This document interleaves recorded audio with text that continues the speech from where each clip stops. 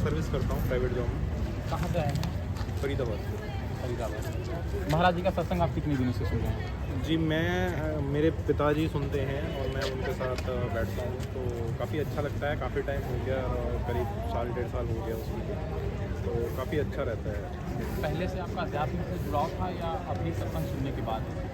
देखिए, अध्यात्म से जुड़ाव तो क्या है कि अब ज़्यादा हो गया, लेकिन पहले ये है कि पहले से था, इच्छा तो होती थी कि हाँ, जैसे हमारा है, जैसे धर्म भी है या फिर हमारी संस्कृति है, सनातन धर्म है, तो ये इसको बढ़ावा देना है, इसको कैसे बढ़ाना है, इसको कैसे युवाओं के बीच में ले जाना है।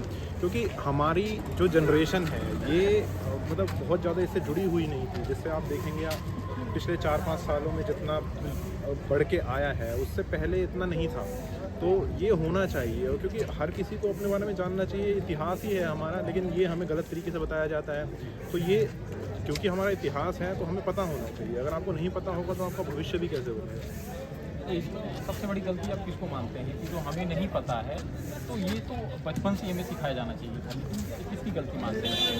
देखिए, इसमें गलती एक इंसान की किसी की नहीं होगी, लेकिन ये कह सकते हैं कि यहाँ पे जैसे हमारा सिस्टम ही ऐसे बनाया गया है। अगर आप एजुकेशन सिस्टम की बात करें, ज़्यादातर वेस्टर्न को फॉलो करना, और जब से ये स्टार्ट हुआ है कि भी हमारी स्कूलिंग, जैसे पहले हमारे गुरुकुल हुआ करते थे, उनमें बच्चे प्रशिक्षण लेते थे। अभी राम मंदिर बना, और राम मंदिर से आपको क्या लगता है कि युवाओं में कितना ज़्यादा इससे असर पड़ा अपने धर्म को लेकर?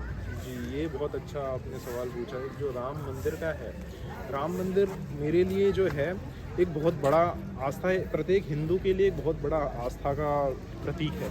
और उससे एक विश्वास बनता है हर किसी के अंदर कि हाँ, कि कहीं ना कहीं, जैसे अब पहले जो था कि जिसे हम प्रतीक मानते हैं कि जो श्री राम का जन्म स्थल है, हम वहाँ जाते थे तो वहाँ हमें कुछ नहीं मिलता था। तो अब जैसे हमें वहाँ जाके और वहाँ श्री राम के जन्म स्थल के दर्शन करना, और जो हमारे मतलब आने वाली पीढ़ी है उसको पता चलेगा कि हाँ, कि जो हम रामायण देखते हैं और चाहे हम दिवाली मनाते हैं, वो श्री राम कहाँ थे और वो श्री राम की उत्पत्ति कहाँ है। वो एक भव्य मंदिर और एक भव्य इतिहास है हमारा।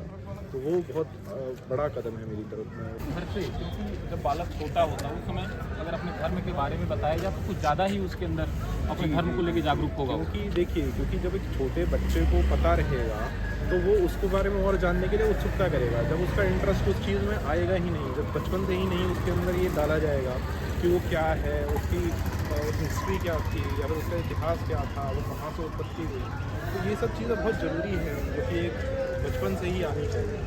ये मेरा मानना है। आप वृंदावन आ रहे हैं और इस परिक्रमा मार्ग पे खड़े हैं रात के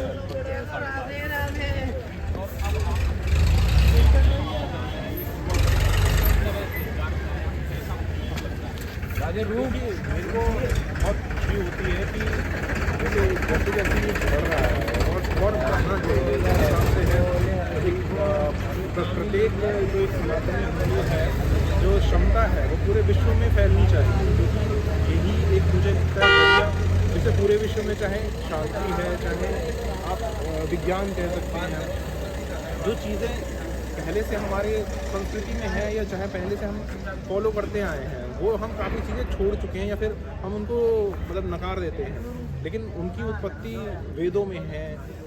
ज़्यादातर ज्ञान हमारा, जितना हमारा साइंस वेदों से इंस्पायर्ड होता है, उतना हमने मतलब अपने आप को छोड़ दिया है। उसको बहुत ज़रूरी है बना के रखना, उसको वापस जाना, उससे हमें शिक्षा लेनी चाहिए।